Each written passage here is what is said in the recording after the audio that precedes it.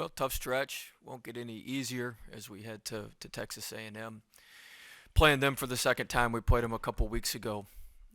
We played them a couple weeks ago here, and so it's obviously a lot different the second time you play somebody, especially on the road, as we saw when we went to Tennessee. So we're gonna have to be a lot sharper. They lead the league in turnovers forced and steals.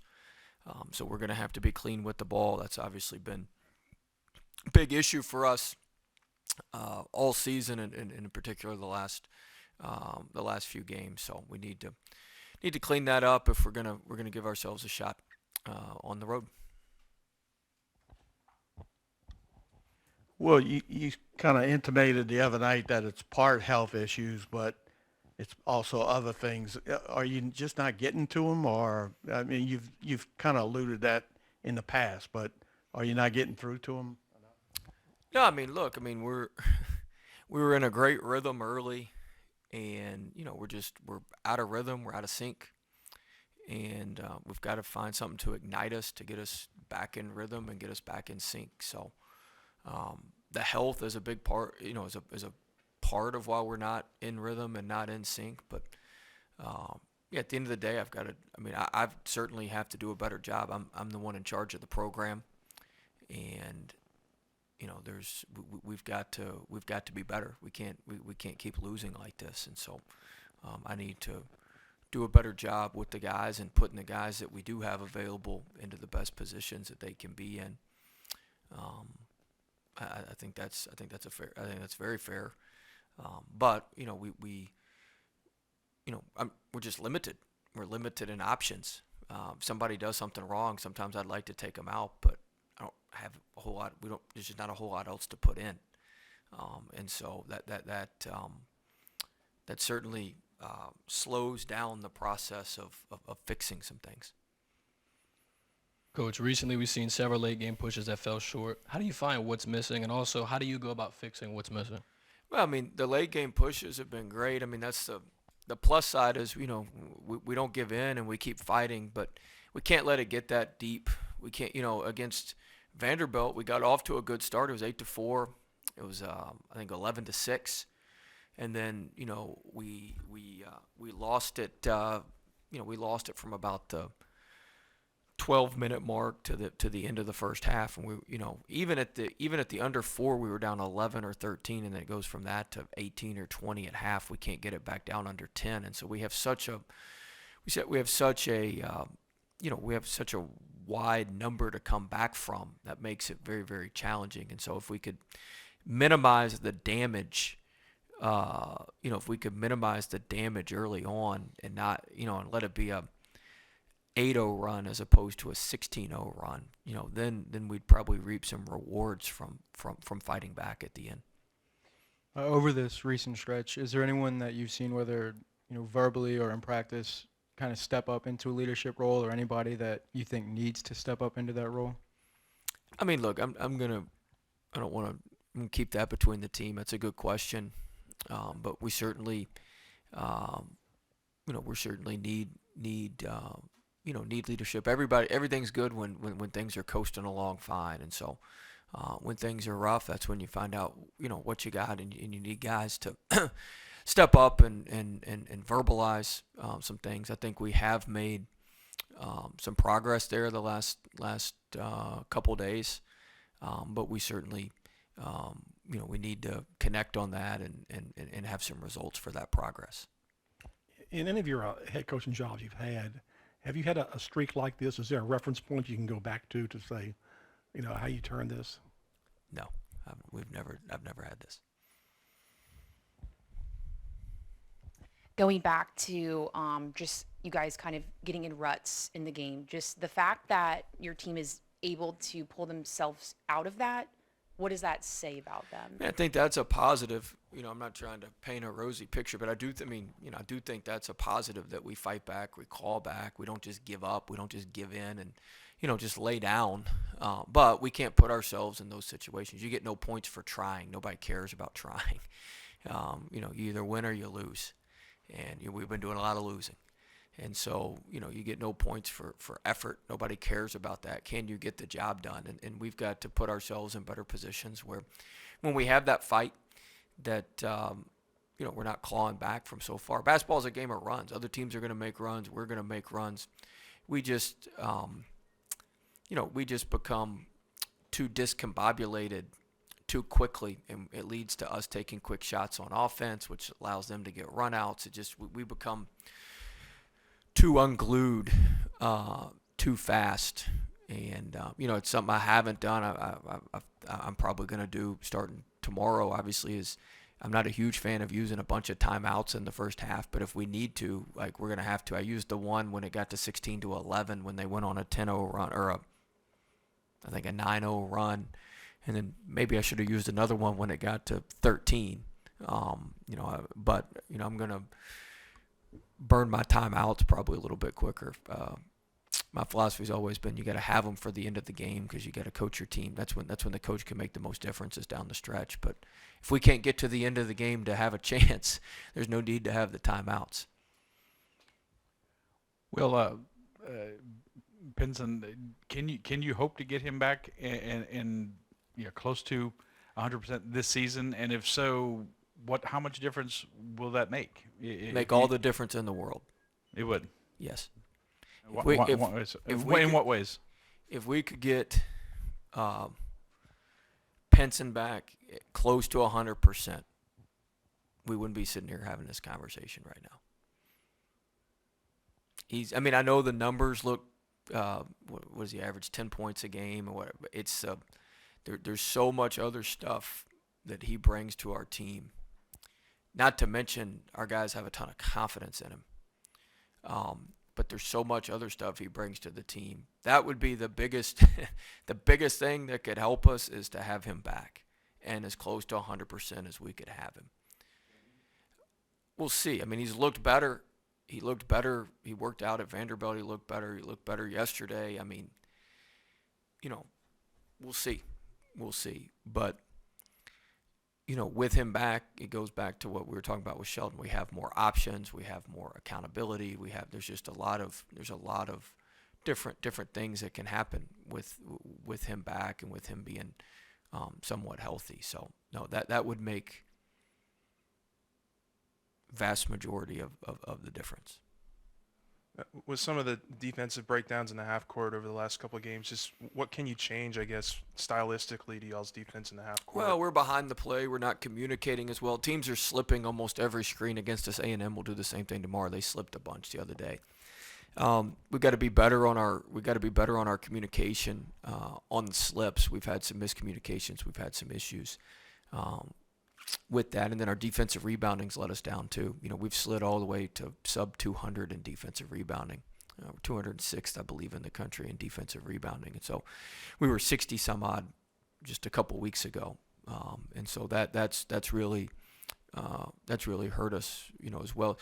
Once they slip, and if you don't handle that initial slip right on the ball screen or any sort of screen, you're just behind the play the rest of the time. It's just a matter of what type shot you're going to give up, what type open shot you're going to give up. And so we've gotten caught behind the play too much, not handling that initial switch right, whether it's a ball screen or off-ball action. Two-parter. One, are you considering any lineup changes? I know your hands are kind of tied, but because of the short roster, but are you planning any changes? And also, to Ron's question, how do you never done it before, 6 out of 7, how do you deal with it internally? Yeah, I would, the first question, yes. There's only so many different roster moves we can make. The biggest thing would tie to Scott's question. If we could get healthy, I would love to go back to what we were doing when we were 14 and whatever we were, 15 and 1, and go back to that lineup and bring the energy off the bench. And because we've been getting off to decent starts, and then it dissipates when we like I said, we were up 11-6, and then it went to 16-11. Then it ballooned up, and so I'd like to bring some of that. Get back to the rotation that we had. We had such a good 8-man rotation. We were pretty sharp there. So I'd like to get back. I'd like to get back to that. I think that would be a good starting point. And then the second part was, oh yeah, I mean, look, I mean, you got to battle up. There's things come at you. We've had it's been a pretty good run here for a while. We hadn't had a lot of adversity, and now you gotta. That's why you build your program for times like this, for moments like this, and you gotta battle your way through it. Nobody's gonna help you through it. Nobody's gonna give you anything to get through it, and you gotta work. You gotta double down on attention to detail. You gotta double down on the discipline, and you got to go to work and be sharp. Be sharp with what you're doing, and be sharper with what you're doing. So, we're not feeling sorry for ourselves. We've done it to ourselves. We have nobody to blame but ourselves, and we're the only ones who can get us out of it. And so we've got to not hope it's going to happen. We got to make it happen. Sometimes, hopefully this is rock bottom. Sometimes you got to hit rock bottom before you can move forward. And so, hopefully don't get any further down than this, but it could. But we've got to just stay after it and keep trying to shore up some of the things that are really, really hurting us. I'll be honest, I didn't follow your roster a lot when you were at VCU. But how do you build a team or a program to be a little bit more bulletproof than this? Obviously, Adam going out pushed you to a different plan, and then Xavier going out pushes you to another plan. Is there anything that a coach can do? I know you don't have a crystal ball and you can't see the future of those kinds of things.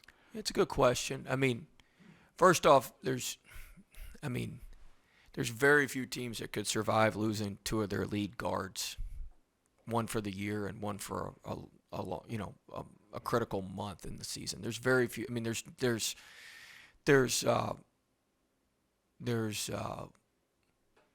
just not a lot that can happen.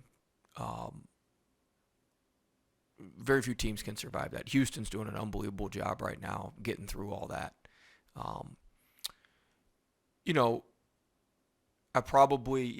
look at everything, the raw, like I said, there's not a lot. We had, if you look at it going into the year, we had Pinson, we had Gaines, we had Pinson, we had Adam, we had Gaines, and we had Justice, who was going to redshirt. But we basically had 3 point guards. And when you lose 2 of them, there's just not. That's plenty of point guards. You don't really want to carry more than 3 point guards. Although Adam was a combo. The one thing I wish. Look, I overreacted. We hadn't had a lot of big guys. I got too many big guys right now, and we got guys that are not helping us much or not helping us at all. And I wish one of those. Maybe we would have gone and found a wing who could shoot, a big-time shooting wing, or another combo guard maybe, in hindsight. But I mean, look, we'll balance that out in the off season. I know what we need to do. I know what needs to happen. But you can always. It's called resulting. You can always look back and say, well, dang, if we'd have known this would have happened, we'd have done that. I did think going into the year we were thin on shooting. And like I said, we're basically carrying 4 centers on the roster. And that's a lot of centers. And we probably needed to convert one of those to a 3-4 who can really shoot. So yeah, I mean, I look at all that, but I mean, the situation we're in at guard is pretty hard to avoid. We had 4 basic point guards on the roster the first day. We had the injury issue, and we had some of that. So that part's, I'm not sure how much we could have done with that. And is moving Justice to your full-time point guard, would that alleviate any of those issues because they would let other people be more comfortable in their roles? I mean, Justice is more of a combo guard than a true point. And if we played him at full-time point guard right now, it wouldn't be good for anybody, including him. He's getting better. He's playing well. He's done some really, really good things for us. But, I mean, he should be playing high school basketball right now. And we've got him playing in the best conference in the country. And so I think he's done a very admirable job. I think he's done a very, very good job. But you got to understand, too, he also got here in August. He didn't go through the summer with us. He didn't go through strength and conditioning with us. There's a lot of stuff he just didn't go through. And so asking him to play full-time point guard for us right now would not be doing the right thing by him or our team. I can promise you, I mean, you know, what we're putting out there is the best options we got right now. May not seem that way, but it's the best we got. If we had some, you know, if we had some other stuff we could do to shake it up, you know, we'd certainly try it out. But I think Justice has done a very, very nice job. You mentioned the defensive rebounding. On the season, Efton has one game in double figures with rebounds. Is that, you know, a system of the or a product of the system, or is that an area you think that he needs to grow in? Well, I think we all need to get better rebounding wise. You know, some of it is, you know, we get cross-matched a lot because of the switching. And so you got to rebound down and you've got to, you know, some of Efton's, it's not his fault. You know, when they've got a bigger guy who's a very good offensive rebounder, we basically just tell him to block him out and make sure that guy doesn't get the ball. Whether you get the ball or not doesn't matter. You just make sure that guy doesn't get the ball. And so some of that's not on Efton, but like I said, we get cross-matched a lot. And when you get cross-matched, it can make rebounding a little more challenging. And we've certainly got to improve there and get better there.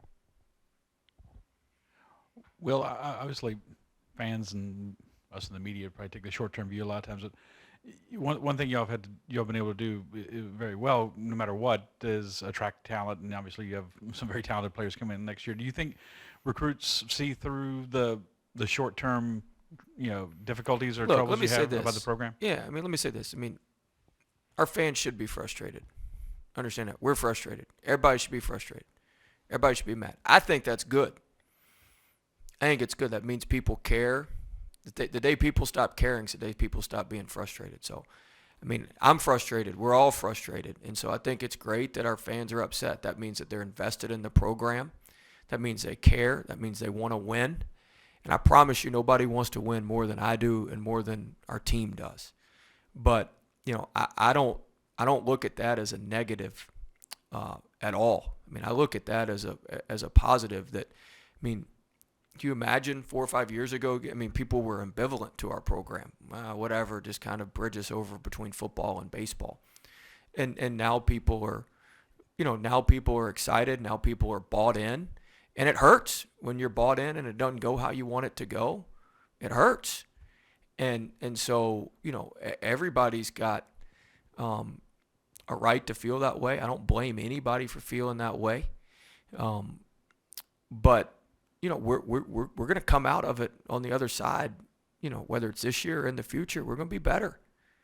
We're going to be better. And so, you know, like I said, I appreciate our fans. I appreciate their support. I appreciate their passion. I like that about them. I like that about LSU. Everybody wants to win. And we hadn't won. And when you don't win, people are upset. And that's a totally honest and natural reaction. And it's deserved. You should be upset at us. We hadn't gotten the job done. It's a win or loss business, and we hadn't gotten it done. And so you should be. As it relates to recruiting, the kids don't look at things short term. It's about relationships. It's about system. It's about, you know, development, that sort of thing. And, you know, look, I mean, I tell you what, no matter how this season turns out, we're going to come back roaring next year. We'll be ready to roll. You know, I talked about some of the roster composition. I'll make sure the roster composition's right. We figured out the defensive stuff now. Now I got to balance out the defense and the offense. We've been really great on offense. We've been really great on defense. We've been great on offense. We've been terrible on defense. We've been great on defense. We've been terrible on offense. Now I know the formula. Now, does it suck for our fans? It's taken me 5 years to figure that out, probably. But we've won quite a bit while we've figured it out. But look, I'm not perfect. I'm a young coach. I'm 30, what am I, 38, 39? I don't even know how old I am. What am I, 39? I mean, I wish I was 38. I've made mistakes. We all make mistakes. And I've made mistakes, and I'm going to learn from them. I think, I told everybody in the offseason we get the defense fixed. Well, damn, I got the defense fixed. But, there's some collateral that came with that. Now, with Adam Miller, it wouldn't look nearly as haphazard as it looks right now.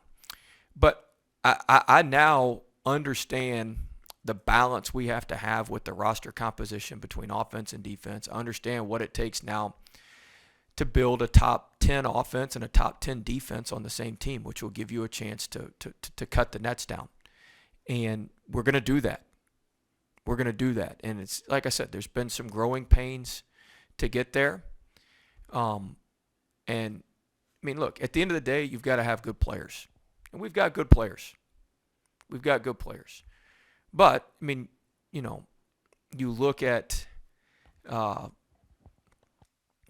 Thomas scored 30 the other night in an NBA game and scored 20 yesterday. Trendon Watford getting 8 to 10 every night out for the Blazers. Javante had 36 the other day in a G League game. There's levels to things. And, we've got to balance out, some of the offensive skill with the defensive tenacity. And we got to do that through recruiting.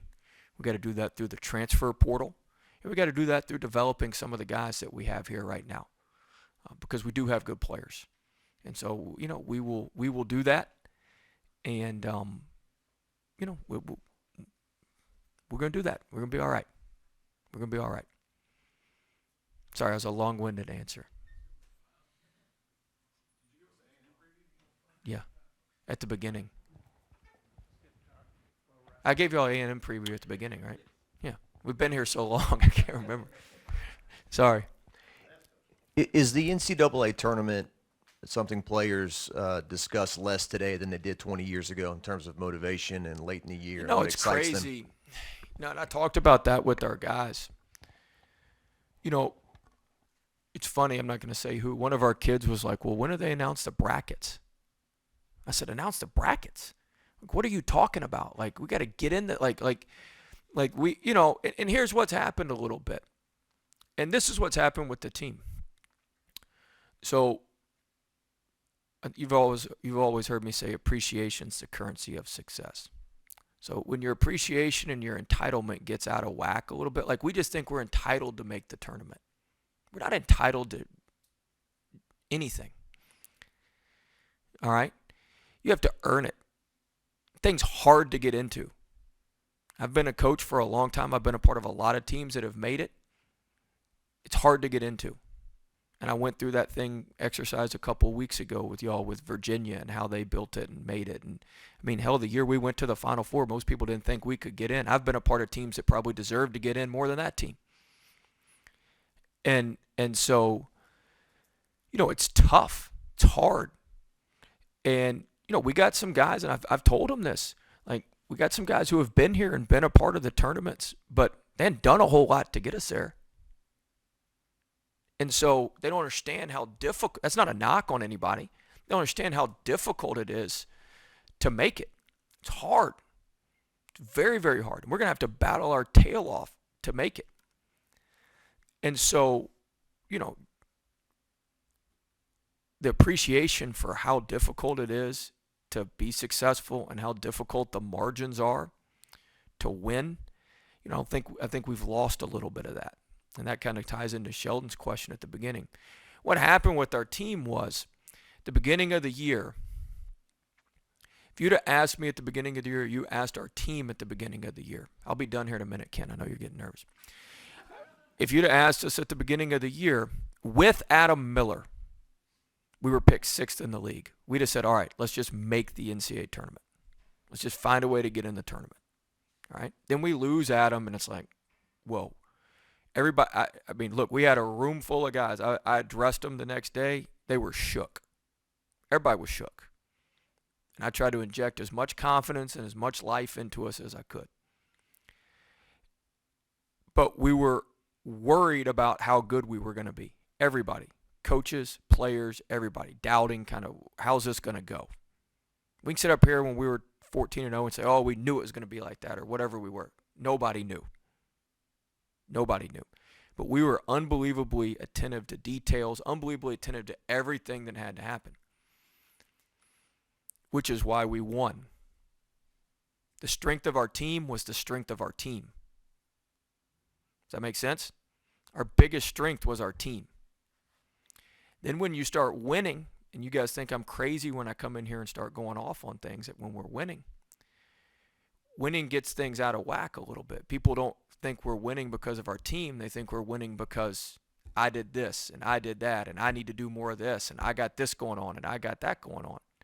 And when that stuff starts seeping in, you don't win because that's not our strength. Does that make sense? Last year we could win like that. Last year we could win like that. And so what's happened is, yeah, we got a lot of the same parts that we had when we were winning big, but some of the other stuff has crept in, and we're not as detailed as we need to be in the scouting. We're not as detailed as we need to be with what we're doing. We're not as good as we need to be as a team.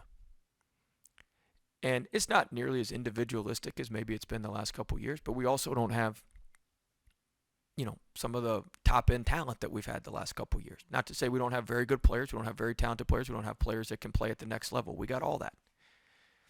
But there's, Cam scoring 30 at 19 years old in an NBA game. We don't have anybody who scored 30 in a college game for us this year. Facts, right?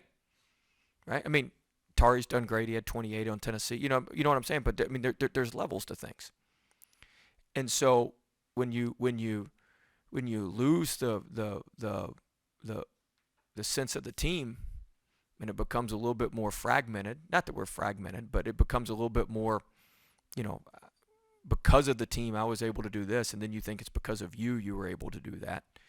And when you start losing, then things kind of go off kilter. That's what I was talking about with rock bottom. Hopefully now we can bring it back together. And to your point, that's where X was great. Ain't nobody sacrificed. Think about this now. You guys want to know why I gush about Xavier Pinson? Nobody sacrificed more for our success than Xavier Pinson. He took less shots than he was taking at Missouri. He was scoring 4 less points a game for us than he was at Missouri. He embodied everything that we wanted, and he could tell everybody, I've sacrificed the most, I've put the most on the line, so you're going to do this. He had done that. Go look at it. He averaged 15 a game at Missouri. He's averaging 10 a game for us. Look at his assist numbers through the roof here compared to Missouri. So when I answer the question that, yeah, he solves everything, 1, he gives us the confidence back. 2, he gives us the swagger back. And 3, he embodies the team spirit that we had that first part of the season. And he can hold everybody else accountable to doing what needs to happen for the team to win because he's the one who sacrificed the most to make it happen. Does that make sense? How about that? Good questions, folks. All right, we good?